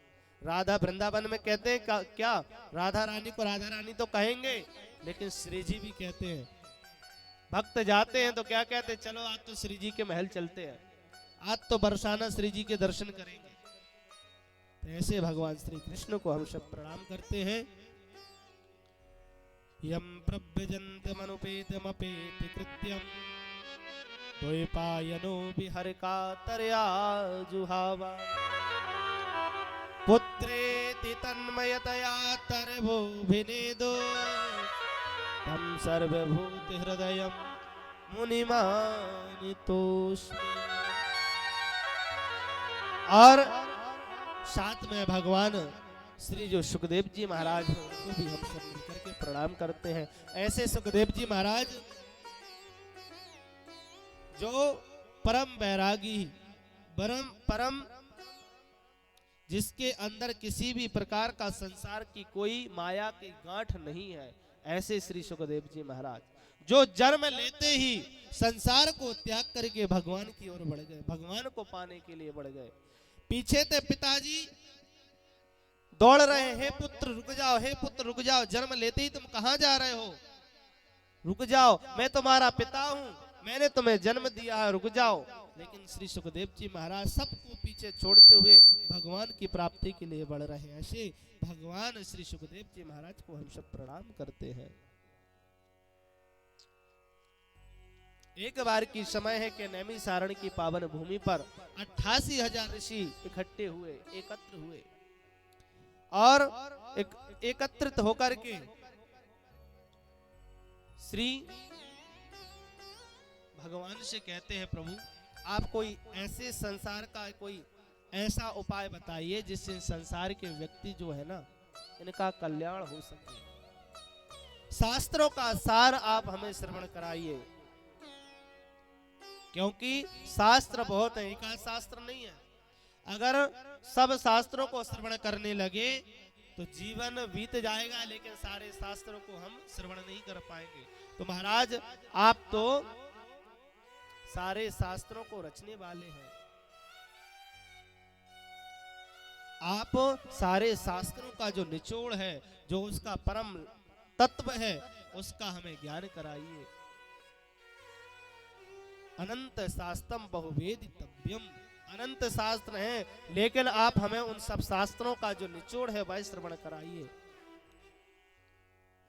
सनकादिक ऋषियों ने यह प्रश्न भगवान से किया, वेद व्यास जी महाराज से किया, और साधारण नहीं है। सनकादिक जो ऋषि हैं, जो 88,000 जो ऋषि इकट्ठे हुए हैं, यह कोई साधारण नहीं है, इनकी विशेषता है महाराज, इनकी विशेषता है। विशेषता भी क्या कि इतनी विशेषता है कि जिनकी आयु में अनेक ब्रह्मा बदल गए, अनेक इंद्र बदल गए, इतनी लंबी आयु वाले संत इनमें इकट्ठे होकर के बैठे हैं और भगवान से प्रश्न करते हैं कि महाराज आप हमें इन शास्त्रों का सार प्रदान कराइए, जिससे हम सब अपना कल्याण कर सके, कलयुग का प्राणी अपना कल्याण कर सके। क्यों? सब अज्ञान से भरे पड़े हैं, किसी में ज्ञान नहीं है। अज्ञान ध्वंस विध्वंसा कोटि सूर्य समप्रभा। महाराज हमारे अंदर जो अज्ञान रूपी जो अंधकार है, उसको आप ज्ञान रूपी सूर्य से नष्ट करके और हमको भगवान की सेवा में लगा दो, भगवान का भक्त बना दो। हम लोग तो इस कलयुग में ऐसे फंसे हुए हैं जैसे कोई जीव दलदल में फंस जाए, या फिर यूं माने कि हम इस कलयुग में इस प्रकार से फंसे हुए हैं जैसे कोई जीव को यह काल खाने के लिए तैयार बैठा है। एक अजगर अपना बड़ा सा मुख खोल करके बैठा है और हम उस अजगर के काल रूपी अजगर के मुख में विराजमान है, बैठे हुए हैं। और हम सुरक्षित कब तक हैं? जब तक उस काल रूपी अजगर ने मुख बंद नहीं किया। जैसे ही उसने मुख बंद किया और हमारा गोविंदा, ऐसे हम उस अजगर में कलयुग रूपी जो अजगर है उसके मुख में विराजमान है। इसे ही प्रभु यह कलयुग जो अपना काल रूपी मुख खोल करके बैठा है, हमें अपना ग्रास बनाए, उससे पूर्व कम समय में कल्याण करने वाला कोई सदमार्ग हमें बता दो। तब सारे ऋषियों ने भगवान से ऐसी प्रार्थना की।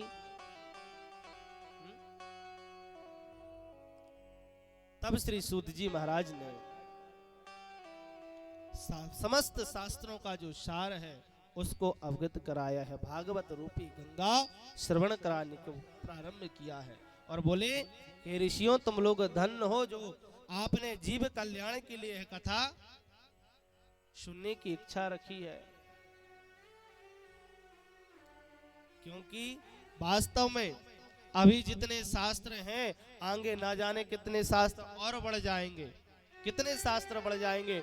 लोग तो इसी में भ्रमित रहेंगे कि कौन से शास्त्र को पूजे, किस देवता को पूजे, किसको छोड़े, कौन सा शास्त्र पढ़े, कौन सा छोड़े, कौन सही है, कौन असत्य है, इसी में फंसे रहेंगे। लेकिन हम तुम्हें उन सब शास्त्रों का जो निचोड़ है वह श्रवण कराएंगे। और यह श्रीमद् भागवत कथा सब शास्त्रों का निचोड़, सब शास्त्रों का यह सार श्रीमद् भागवत कथा है। बोले भागवत भगवान की जय। यह दिव्य श्रीमद् भागवत कथा श्री सूत जी महाराज ने श्री शौनक ऋषियों को यह श्रीमद् भागवत कथा श्रवण कराई। तो श्री शौनक जी महाराज श्री सूत जी महाराज से कहते हैं, महाराज जो आप हमें कथा श्रवण कराने के लिए जा रहे हैं, इस कथा को पहले किसने किसको सुनाया और क्या देने में यह सामर्थ्य है, इसी का विवेचन, इसी की व्याख्या श्रीमद् भागवत कथा में जो 6 अध्याय में जो महत्व है इसका वर्णन किया गया है। बोले कि नारद जी ने ज्ञान और वैराग्य को स्वस्थ करने के लिए भक्ति मैया के साथ इस कथा को पान कराया था।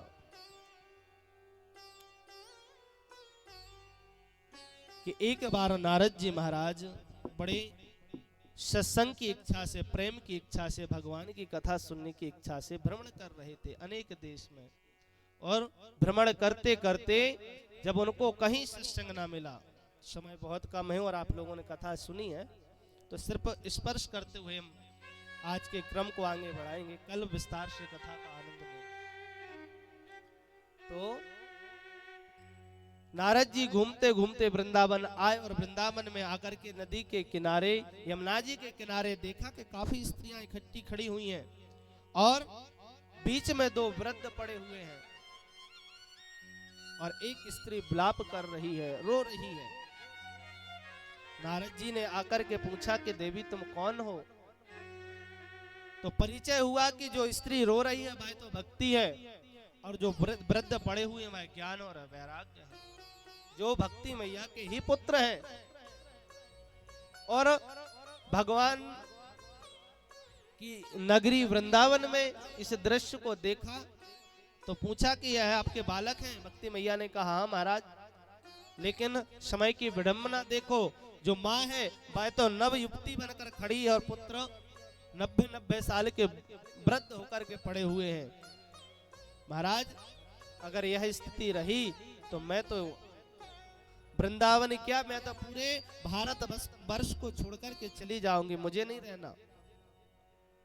तब यहाँ नारद जी ने अनेक प्रयास किए, ज्ञान वैराग्य को ठीक करने के अनेक प्रयास किए, लेकिन जब सब प्रयासों में विफल रहे तो आकाशवाणी ने मार्ग दिखाया कि तुम किसी संत के पास जाओ और वह तुम्हें सत्कर्म बताएंगे और उसी सत्कर्म से ज्ञान वैराग्य ठीक होंगे।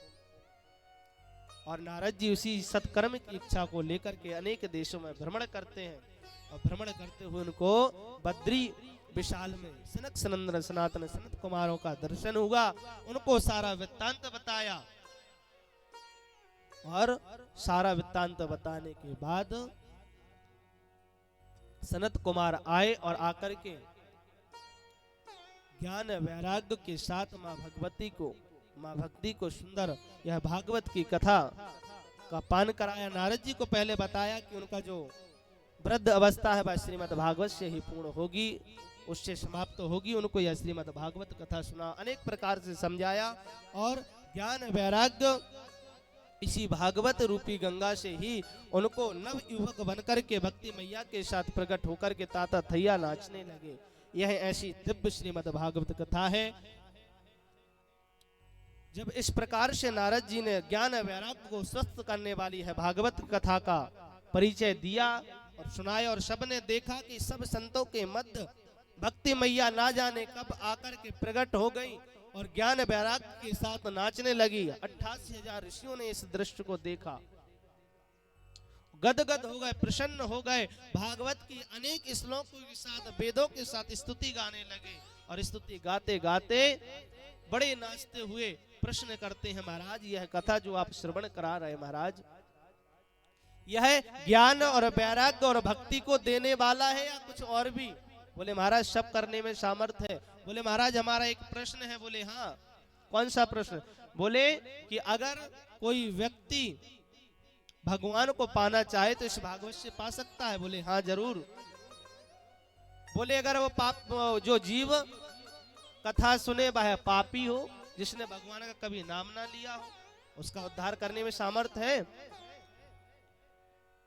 श्री सूत जी महाराज कहते हैं सनकादिक तुम बात करते हो कि जिसने जीवन पर्यंत भगवान का नाम ना लिया उसको भगवान की गति प्रदान करने में सामर्थ्य है, उसको खत्म कर दो। मैं तुम्हें एक ऐसी कथा सुनाता हूं जिससे प्रमाणित हो जाएगा कि जीते जी तो ठीक है, मरने के बाद जो व्यक्ति या जिस व्यक्ति के माध्यम से यह भागवत का अनुष्ठान हो जाए तो उसकी भी गति हो जाती, वह भी भगवान के चरणों की प्राप्ति कर लेता है।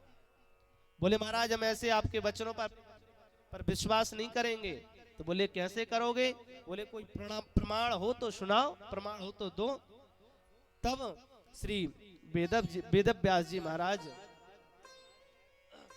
श्री सूत जी महाराज सौनक ऋषियों को धुंधकारी की यह पावन कथा श्रवण कराते हैं। जिसने जीवन पर्यंत कोई सत्कर्म नहीं किया, जीवन पर्यंत, और जब जीवन पर्यंत सत्कर्म नहीं किया, पापों में लगा रहा, और पापी भी उच्च कोटि का, एक नंबर का, अगर अवार्ड दिया जाए तो उसी को धुंधकारी को मिलेगा।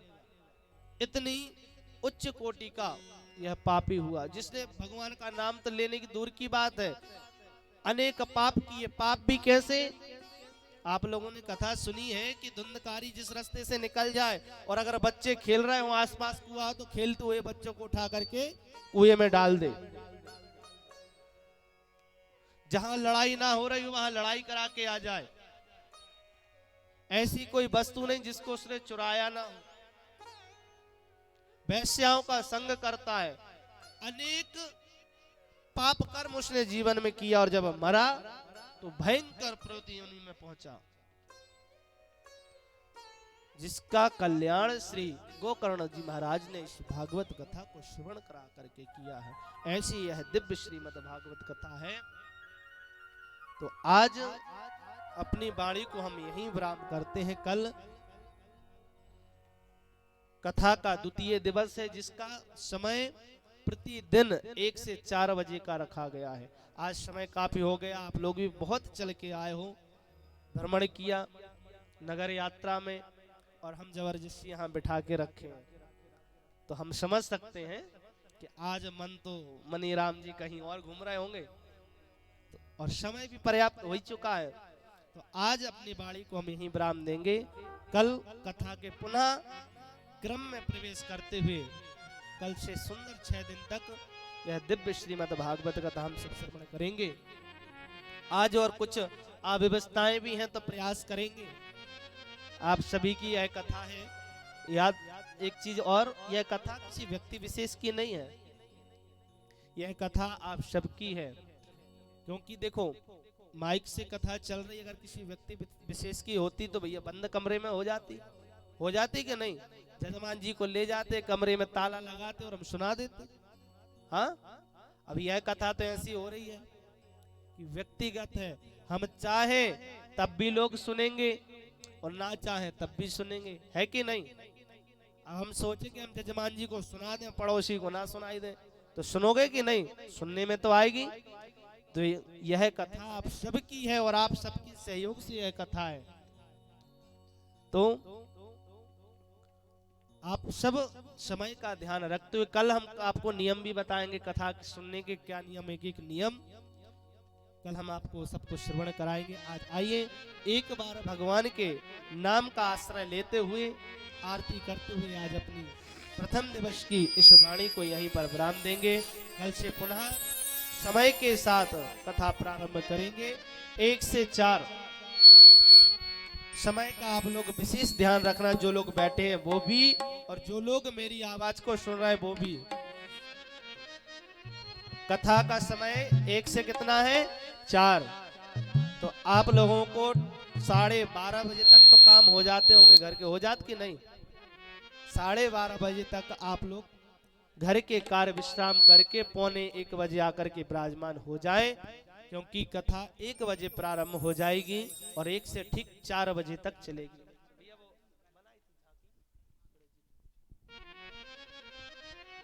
और नित्य आप कथा के माध्यम से वृंदावन से आई हुई इस झांकी का भी दर्शन करेंगे। रोज आप कथा के माध्यम से प्रसंग के अनुसार भगवान की सुंदर सुंदर झांकियों का भी दर्शन करेंगे, कथा सुनेंगे। तो आप लोगों से सिर्फ एक ही निवेदन करेंगे कि आप लोग समय का विशेष ध्यान रखें, 1 से 4 बजे का, क्योंकि YouTube से भी कथा चल रही है, YouTube के माध्यम से है।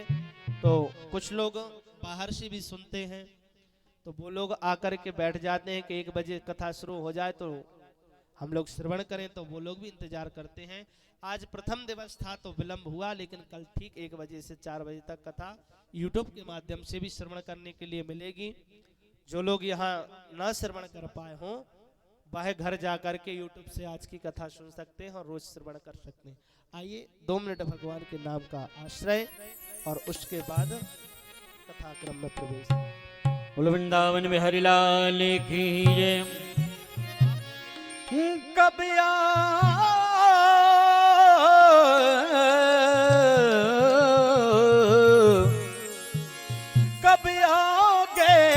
मोरे देश रे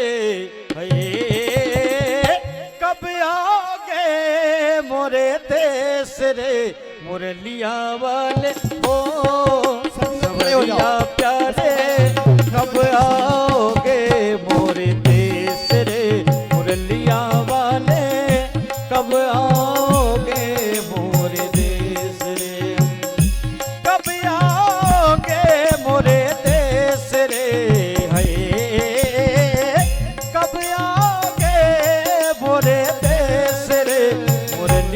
वाले है सवरिया प्यारे हो मुरलिया वाले कब आओगे मोरे देश रे मुरलिया वाले कब आओगे मोरे देश रे।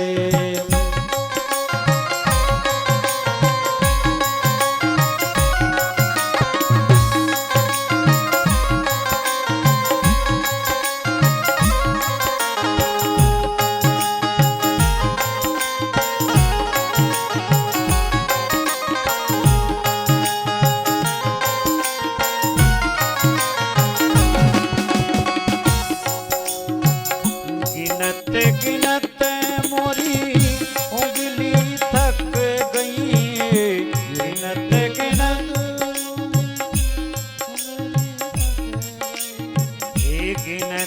गिनत मोरी उंगली थक गई गिनत मोरी उंगली थक गई हो गए बाल सफेद रे सफेद रे मुरलिया वाले हो सवरिया प्यारे कब आओगे मोरे देश रे मुरलिया वाले कब आओगे मोरे देश रे।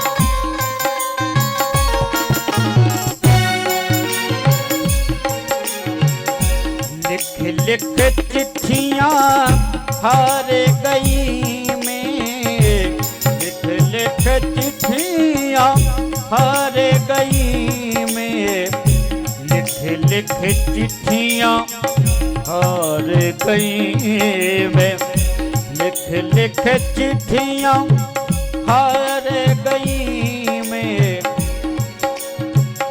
लिख लिख चिट्ठियां हार गए में, लिख लिख चिट्ठियां हार गए में, हार गए में, हार गए में, हार गए में, हार गए में। लिख लिख चिट्ठियां हार गई में, भेजे कई संदेश रे भेजे कई संदेश रे, मुरलिया वाले हो सवरिया प्यारे कब आओगे मोरे देश रे, मुरलिया वाले कब आओगे मोरे देश रे, मुरलिया वाले कब आओगे मोरे देश रे, सवरिया प्यारे कब आओगे मोरे देश। बोलवा के बिहारी लाल की जय। सभी लोग अपने अपने स्थानों पर खड़े हो जाएं। ओम चंद्रमा मनसो जात चक्षुः सूर्यो जायत श्रोत्राद्वैश्य प्राणस्य मुखादग्निरजायत। श्री बांके बिहारी तेरे आरती गाऊं, कुंज बिहारी तेरे आरती गाऊं, बांके बिहारी तेरे आरती गाऊं, प्यारे आपको मनाऊं,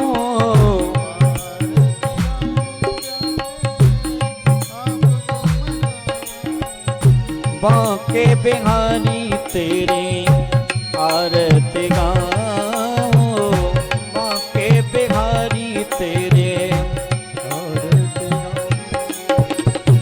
मोरे मुकुट तेरे शीश पे सोहे, मोरे मुकुट तेरे शीश पे सोहे, प्यारी बंसी मेरो मन मोहे, प्यारी बंसी मेरो मन मोहे, बारे बारे रूप निहारूं, बारे बारे रूप निहारूं, कुंजे बिहारी तेरे आरती गाऊं, कुंजे बिहारी तेरे आरती गाऊं। चरणों से निकली है गंगा प्यारी, चरणों से निकली है गंगा प्यारी, चरणों से निकली है गंगा प्यारी, चरणों से निकली है गंगा प्यारी, जिसने सारी दुनिया तारी, जिसने सारी दुनिया तारी, उन्हें चरणों के में दर्शन पाऊं, उन चरणों के में दर्शन पाऊं, बांके बिहारी तेरी आरती गाऊं, बांके बिहारी तेरी आरती गाऊं। व्यास दास के नाथ आप हो, व्यास दास के नाथ आप हो, सुख दुख जीवन प्यारे साथ आप हो, सुख दुख जीवन प्यारे साथ आप हो, सुख दुख जीवन प्यारे साथ आप हो, सुख दुख जीवन प्यारे साथ आप हो, प्यारी छवि तेरे मन में बसाऊं, प्यारी छवि तेरी मन में बसाऊं, श्याम सुंदर तेरी आरती गाऊं, श्याम सुंदर तेरी आरती गाऊं, श्री हरिदास के प्यारे तुम हो, श्री हरिदास के प्यारे तुम्हें हो, मेरे मोहन जीवन धन हो, मेरे मोहन जीवन धन हो, पास सदा वृंदावन पाऊं, माँ के बिहारी तेरी आरती गाऊं, श्याम सुंदर तेरी आरती गाऊं, कर्पूर गौरव करुणावतारं संसार सारं भुजगेन्द्रहारं सदा वसन्तं हृदयारविन्दे भवं भवानी सेतं नमामि, त्वमेव माता च पिता त्वमेव बन्धुश्च सखा त्वमेव वेद्यः द्रविणं त्वमेव सर्वं मम देवदेव। हरे राम राम राम हरे हरे कृष्ण कृष्ण कृष्ण हरे हरे राम राम राम हरे हरे कृष्ण कृष्ण कृष्ण हरे हरे कृष्ण कृष्ण कृष्ण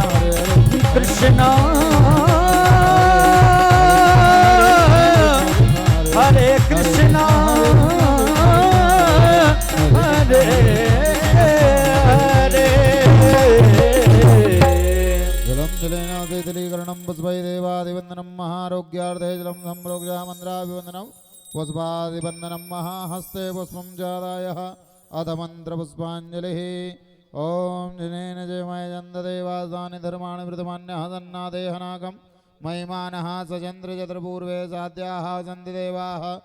ॐ हरिः ॐ एकदन्ताय विद्महे वक्रतुण्डाय धीमहि तन्नो दन्तिः प्रचोदयात्। हरिः ॐ नारायणाय विद्महे वासुदेवाय धीमहि तन्नो विष्णुः प्रचोदयात्। हरिः ॐ महालक्ष्मी च विद्महे विष्णुपत्नी च धीमहि तन्नो लक्ष्मी प्रचोदयात्। हरिः ॐ नन्दनन्दनाय विद्महे यशोदानन्दनाय धीमहि तन्नो श्रीकृष्णः प्रचोदयात्। हरिः ॐ ब्रजभानुर्जायै च विद्महे कृष्णप्रियायै च धीमहि तन्नो श्रीराधा प्रचोदयात्। हरिः ॐ तत्पुरुषाय विद्महे महादेवाय धीमहि तन्नो श्रीरुद्रः प्रचोदयात्। हरिः ॐ अंजनीसुताय विद्महे वायुपुत्राय धीमहि तन्नो हनुमत् प्रचोदयात्।